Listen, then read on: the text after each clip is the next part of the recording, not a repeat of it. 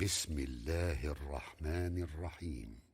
يا أيها الذين آمنوا لا تلهكم أموالكم ولا أولادكم عن ذكر الله ومن يفعل ذلك فأولئك هم الخاسرون. وأنفقوا مما رزقناكم من قبل أن يأتي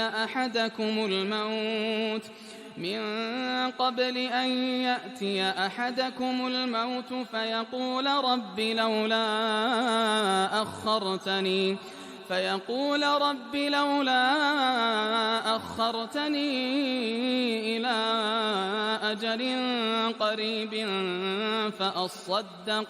فأصدق وأكن من الصالحين. ولن يؤخر الله نفسا إذا جاء أجلها والله خبير بما تعملون.